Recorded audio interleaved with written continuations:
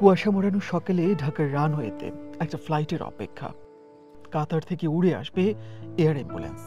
জীবন মৃত্যুর দোলাচলে থাকা বেগম খালেদা জিয়াকে নিয়ে যেই এয়ার অ্যাম্বুলেন্স আবার রওনা করবে ব্রিটেনের পথে। কিন্তু অপেক্ষার সকালটা কেবলই দীর্ঘ হতে থাকে। রানওয়েতে একের পর এক ফ্লাইট নামে, কিন্তু দেখা নেই এয়ার অ্যাম্বুলেন্সের। ততক্ষণে নিশ্চিত খবর ছড়ায়, যান্ত্রিক ত্রুটির কারণে শুক্রবার ঢাকা আসছে না কাতার আমিরের দেয়া এয়ার অ্যাম্বুলেন্স।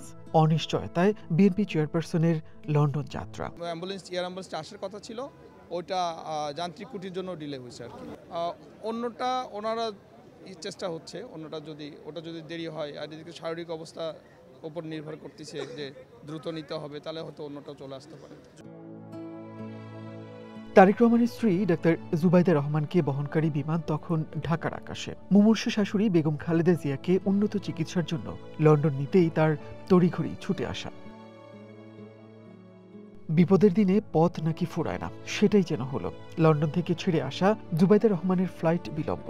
9:30টার ফ্লাইট ঢাকায় নামল 11:15টায়। দীর্ঘ বিমান ভ্রমণেও ক্লান্ত হলেন না জুবাইদা। বিমানবন্দরে আনুষ্ঠানিকতা শেষে সরাসরি ছুটলেন এভারকেয়ার হাসপাতালে খালেদা জিয়ার শয্যা পাশে। লন্ডনে বসেই এই কয়দিন খালেদা জিয়ার চিকিৎসার সবকিছু সমন্বয় করেছেন চিকিৎসক পুত্রবধূ জুবাইদা। এবার সশরীরে শাশুড়ির পাশে থাকা। বলা হয়েছিল এয়ার অ্যাম্বুলেন্স পাওয়া সাপেক্ষে শুক্রবারই খালেদা জিয়াকে নিয়ে লন্ডনের পথে রওনা করবেন জুবাইদা রহমান। কিন্তু এয়ার অ্যাম্বুলেন্স না আসা ও খালেদা জিয়ার শারীরিক অবস্থার আরেক দফা অবনতি, সে পরিকল্পনা ভেস্তে যায়।